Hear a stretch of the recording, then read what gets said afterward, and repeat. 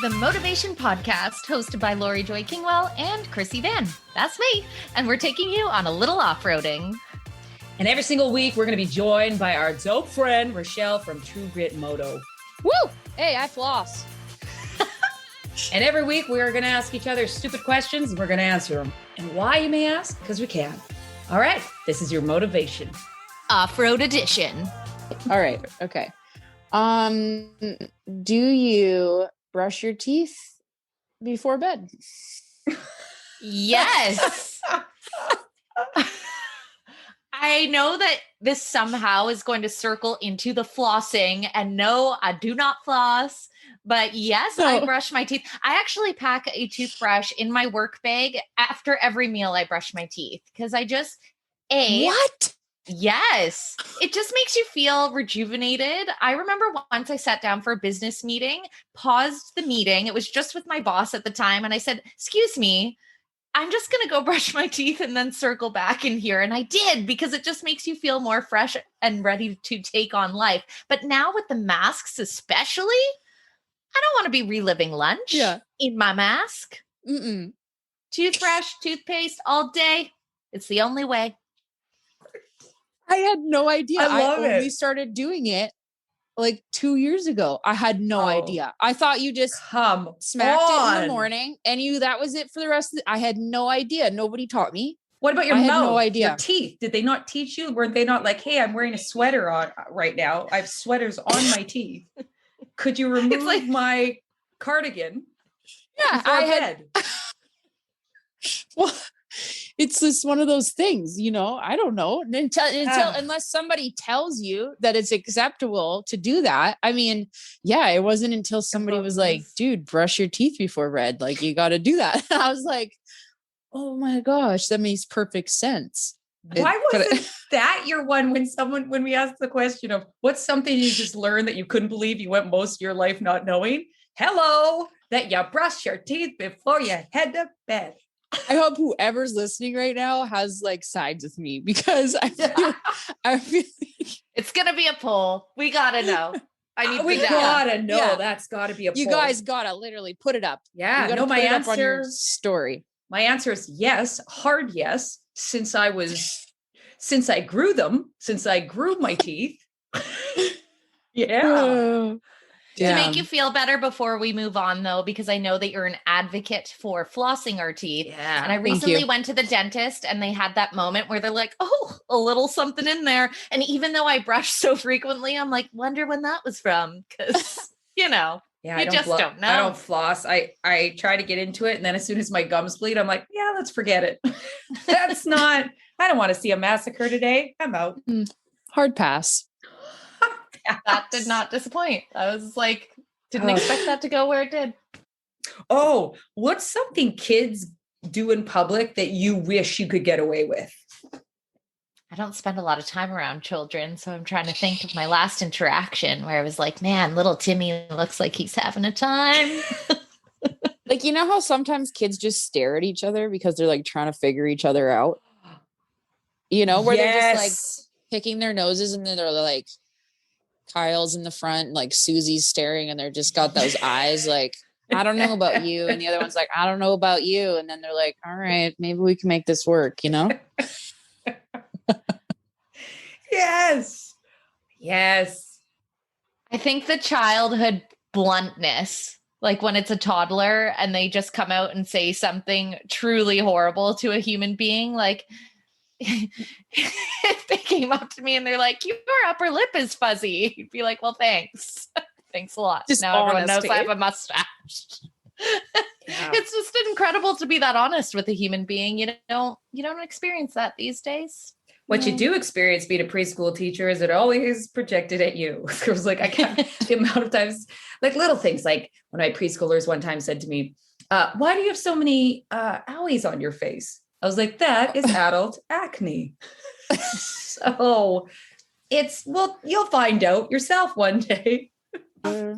So I think mine would be, because I am very childlike in public, because I think working with children, I get away with a lot of things kids get away with. I do a lot of ridiculous shit publicly. that people have just chalked up to like, yeah, that's just her.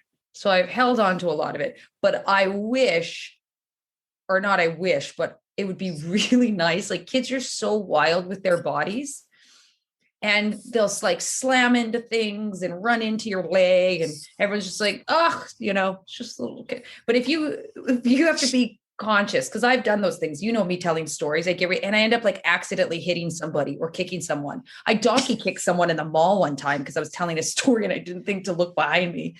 And people aren't like, that's fine. Accidents happen. They're just like, you're a moron. And you're like, fair. Yeah, fair. I just wish you could just be so wild and everyone thought everyone was just wild with their bodies and their movements and their voices. And everyone was like, yeah, that's what you do. Of course. What animal would be the most terrifying if it could speak? Oh, you're imagining them all, aren't you? Humpback whale. Humpback whale. What would he sound like? What would they sound like? Explain. You would be like, oh, hello. I picture it being super regal. Oh, or imagine it wasn't, and he was like, "Hey, wow." He talked so like us. Energy. Yeah. What'd you have for breakfast today? Yeah, okay, I had a couple fish. Or he would be like, I don't know. I think of Nemo, right? Where she's like, oh. Right when she's trying to talk to the whales. Yeah, and it works. Oh, see you tomorrow. It makes them seem docile. That's terrifying. Well, maybe I got to paint a terrifying picture because I had time to mull this over. I'll tell you the scary one. Definitely, without question, an ostrich. I can only envision that because they pace back and forth and they might be like, am I going to come after you? I don't know. I'm not feeling right. Like just stirring with their thoughts back and forth. And then they run so fast because they could just see it turning at you, locking eyes and be like, you better run. Yeah, solid. And then you're going down. I just want to know what they're saying while they run. That's what I would want to know. Like, are they yelling, I'm going to get you? Or are they yelling, why won't you play with me? Oh, have you seen an ostrich? It's most certainly I'm gonna mess you up with my beak. I made friends with an ostrich. Creatures. I made friends with an ostrich. I have a video of it. I will send you to it. It was in Caledon, outside of Penticton, and I was walking, and it was in its yard, and it was following me. And I went up and started walking the opposite direction. It followed me, and I would run, and it would run with me. And I was like, "Hey, girl, hey!" And I videoed us like together going back. Why am I not surprised? And I was just like, my friend. It's my friend. I'll send you the video. It's your legs. I think it's because you have long legs. Yeah, maybe that's it. It was like that video. You're one of us. Birds of a feather. 100% going on Motovation Podcast. Yeah, I'll send it to you and you hear my dialogue. I'm talking to her and I'm just amped up that she's my buddy. So yeah, I'll send it off. But I think for the animal thing, the thing I'd be a little bit nervous of if our dogs could talk. And this whole time I thought they really loved us. And like all of a sudden Allie was just like, I've never liked you.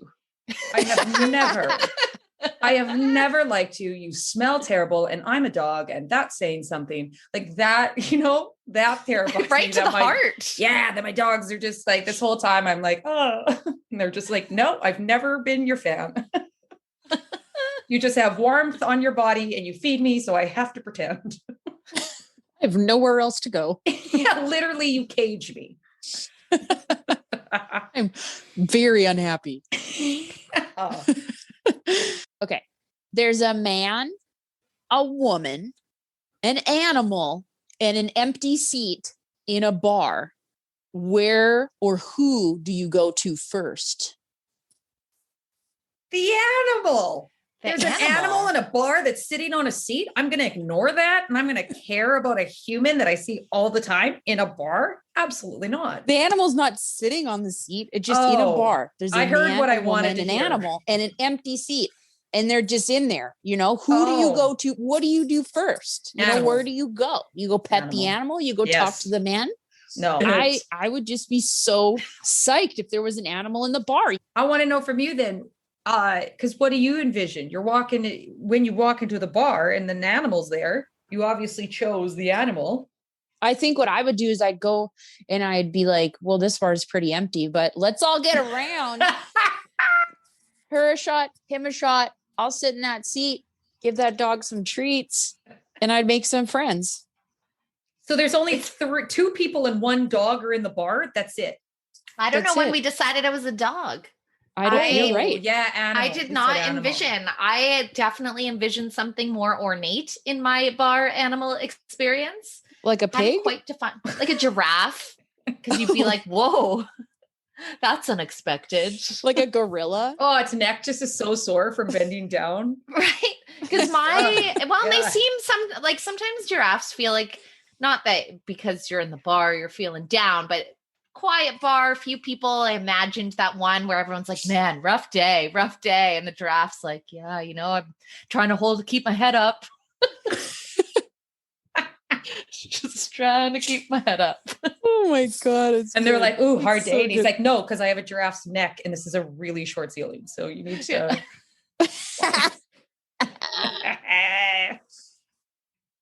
I love that there's a giraffe there. I'd hang out at that bar all night long. Let me tell you what.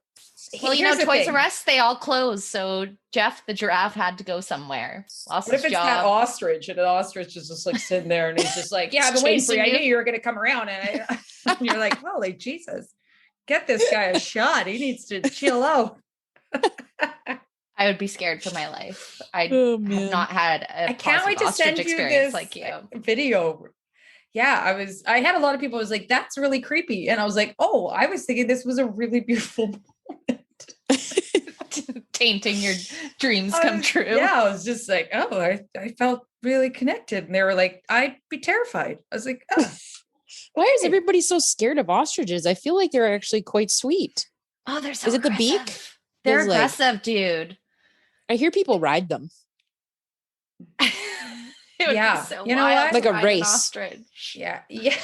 I think I make a vow to you both. Bedknobs and Broomsticks, that old movie. I think that's what you're thinking. Oh, that's a great film, and which is weird. Yes, I've seen it, and I know I enjoyed it. Don't remember any of it, nor an ostrich. But I make this solemn vow: if the opportunity knocks in my life to ride an ostrich, I will say yes. We'll take it. Good. This is good. We're gonna all right now.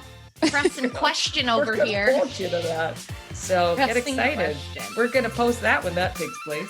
You just manifested some weird shit in your life. You just went off-roading with the Motovation Podcast, hosted by Laurie Joy Kingwell and myself, Krissy Vann. And of course, a special thank you to Richelle from True Get Moto. Whoop, boss it. Never miss an episode by hitting like or subscribe. Connect with us on Instagram at Motovation Podcast and visit our website at themotovation.com. And in the meantime, full tanks, full throttle. I think this is good though. It's like healthy, like people will be like, oh my God, I don't floss.